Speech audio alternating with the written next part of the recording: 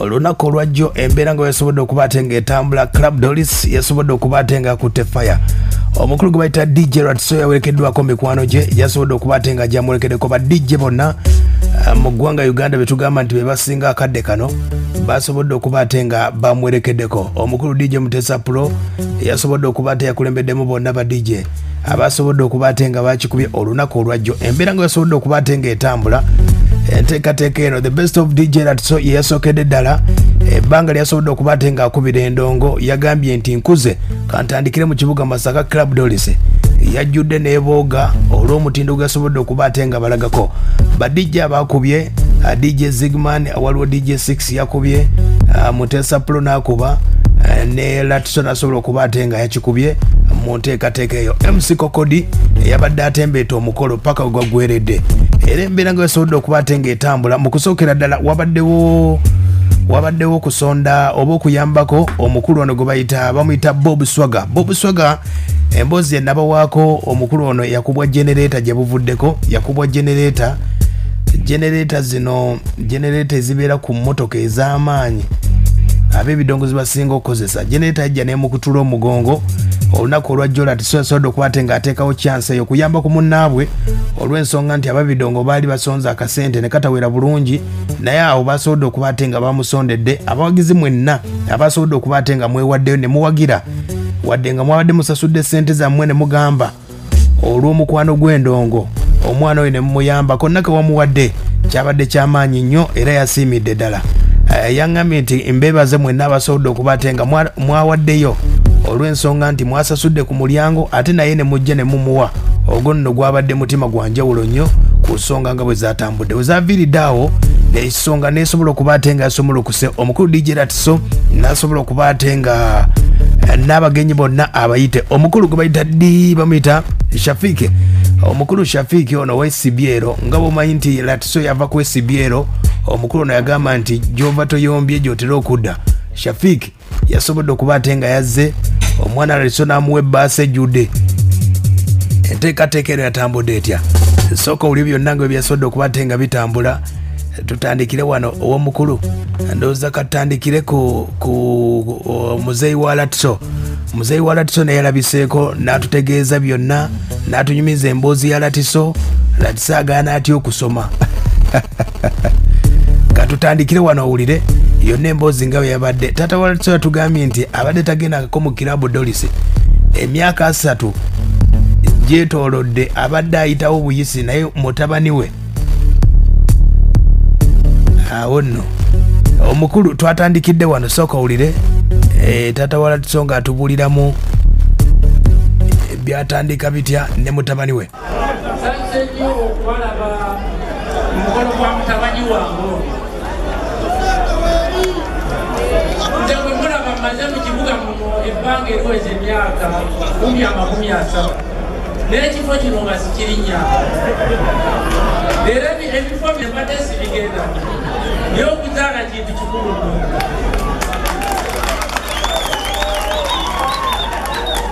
mutabani wange ono bwe yajja n'aŋŋamba nti taata njagala obeerewo ku mukolo gwange omwana wange ono gwe mulaba mugonvu nnyo. Okitegedde taata wa Ratso yatugamba emboozi ya mutabani we. Omwana ono njagala mbawe ku byafaayo bye katono nnyo mbasaba muzikirize. Omwana ono mu mwaka gwa 1994 mwezi ogw'ekkumi baati yazaalibwa ng'abaana abalala. Bamala okuzaalibwa namwagaliza okubeera munnaddiini era nemutuuma erinnya erya Latifu.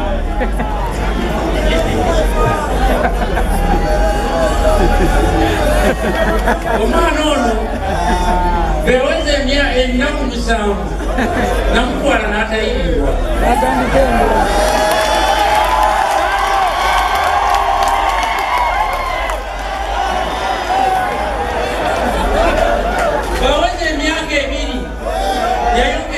Ebiri ku mabeere ga maama baweze emyaka 2 mu nkola yaffe ey'ekisiraamu namusalira embuzi era bwe bugongo obwo bumulaba bwabeera ate bwona abeera mu bituula bingi tanywa sigala tanywa mwenge takozesa kintu kikyakutomera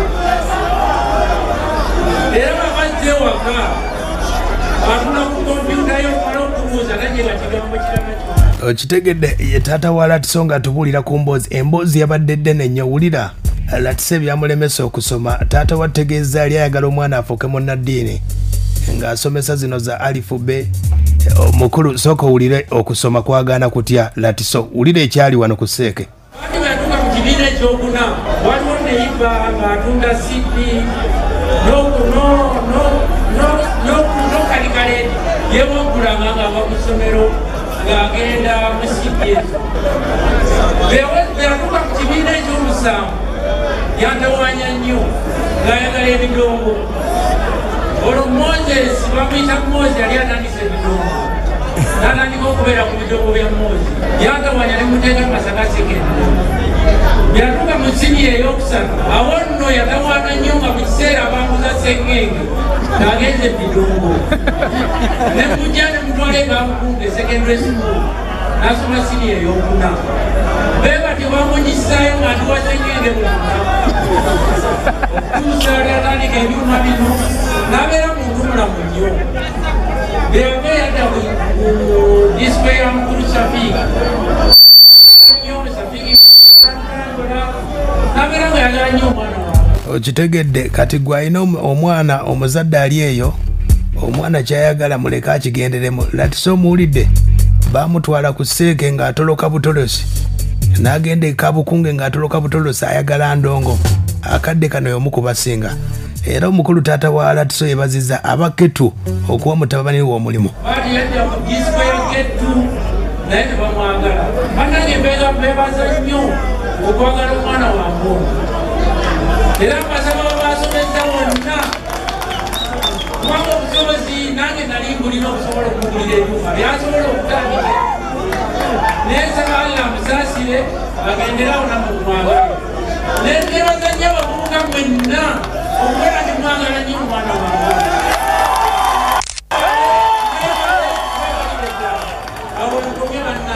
okitegedde ensonga bwe yazitambudde taata wa Latiso yabeebazizza mwena ne mama wa Latiso yabaddewo ssebo ensonga zonna yeebazizza aba SBL ne Ketu wulira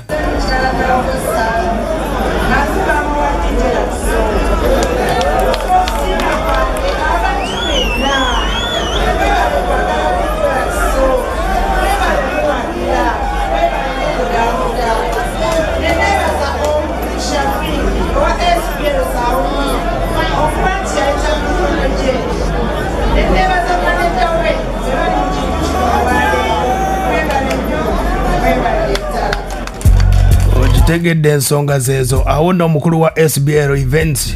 omukulu Latiso gye yava omukulu Shafiki Buyondo wa SBL yeebazizza Latiso n'amugamba nti amwagaliza birungi byerere emboozi yabadde bweti mwebale okujja ku lunaku lwa Latiso luno amannya Shafiki wa SBL olunaku luno tubadde tulina okujja olunaku luno tubadde tulina okujja kubanga ono aba mutabani waffe tetusobola kusazwamu obulamu bwatuuse kati yatubeera ne muganda waffe DJ Latiso era naye tumwagaliza okubeera ng'atambula olugendo okubaako ne watuuka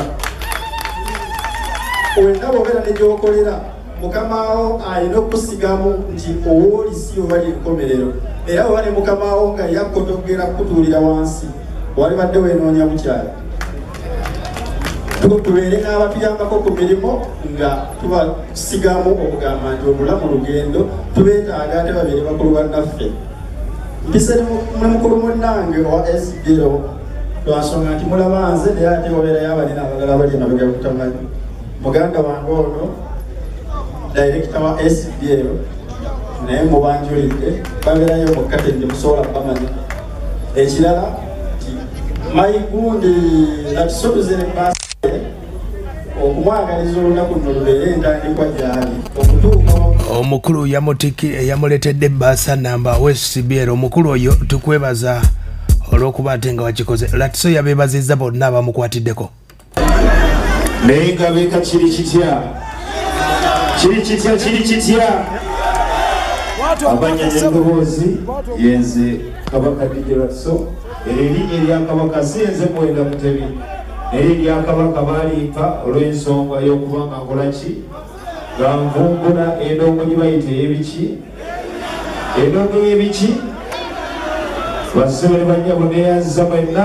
abasobodde okubeera nga mumpagira nemusobola okubeera nga muwamaanyi nnyo ate ng'era situdde buno omwaka njagala njogereko ku byafaayo kuba mashini nkyaleeta ate n'amaanyi nkyayongera ng'abalala bayoza mu byenkola saba Katonda nva obwongo okubeera nga nkyayongera okuyiiya ate musime byenkola byonna okitegedde era so bwe yasobodde okuba ate nga yebaziza n'omukulu wa Kettu Ssaalongo Kimera yamuwadde ekyuma ekipya ttukutuku kye mwalabye eyabadde atembeeta ensonga omukulu MC Kokodi alina ebigambo yatadde eri wulira bw'agamba omanyi abasajja bonna abatuula mu Kigoma bo babasakatanganze bwenkolaki bwendyawoya naki bangi bakyali bange wano mu Masaka abazze bankopa nze ndijja kyera emyaka gyengina ndowooza mundaba abaana benyina musobole okubawasa naki nebaza Allah subhanahu wa ta'ala olw'okubanga yampa okubanga mpangadde mu nsi aweza emyaka 5 saawe eno nga nkyali mu nsi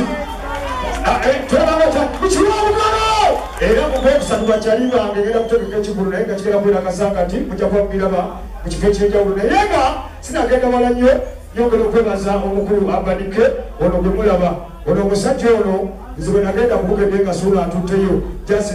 mpitaku 1 minute Abadike ono yasooka okuyisa omulambo mu lediyo okitegedde era nga Abadike njagala Allah subhanahu wa ta'ala akuwangaaze yateekayo omulambo bakyali bange bonna bwe bakimanya ne banga nti mukola ekyo bwolina okumeekinga suwa meekinga suwa nga simu yo ebeerako omuliro nze nali sobola kukwata simu naye nyina mukyala wange anzaalira abaana ali awo mu Nyeru namugamba nga mami wangi meekinga suwa nga simu ebeerako omuliro otegedde era nga buli kaseera abeera ngamba bataddeko 2 bataddeko 3 tifolo omuweya waliwo abavudde Yuropu waliwo abalidde Jonibwaka waliwo abavudde mu Nyendo waliwo abavudde ab'emasaka naki Izani kasajja kakabaka ndi kasajja katono nga bonda naye nga mubyala ga international naki natandika okuba endongo nga akyali muto na buno ogwakanze saaso na kugenda wala naye mu by'okuyimba togwako otegede tojja n'osirika mannya oti ate nzituukana okugende okujjako nga nkulekererera nti beererawo naki era bangi beetumye amannya agange ne beeyita Kokodi naye nga miniziwa singa neetuma kamuyonjo tebandigi naye bwe neetuma Kokodi abantu ey'omusajja atanaso naki nebaza kyali wange suuna peni eyantwala kukugedde bwe natuuka kukugedde ensi yonna nenyaniriza era bwe njalaga ensi yonna ega nti General Kokodi ne maani ya Uganda International zinamba East Africa nati I know this so much you people you know mbagala nnyo nebaza kyali wange madimbiko nenyawayo personal cement nebange etambula omukulu Safiki o SPL I love you so much olunaku najjako embirizi nebuuliza Safiki wenizi yaliwa ne bakundala mu wavaayo natyanyo nalima nti oli musajja munene nenegekwange kyoseeya obusuuti bwe obw'omulembe bw'oyambadde kubanga oli musajja ayambala obusuuti obulungi nokyanga oseeyeeya neŋŋamba yono nenkuwa saliyuti webale kubeera nga wakwana okukyali waffe lati so bakadde bange bazaala lati so thank you very much mami and daddy your girls and praise I love you so much my name is Abdulachi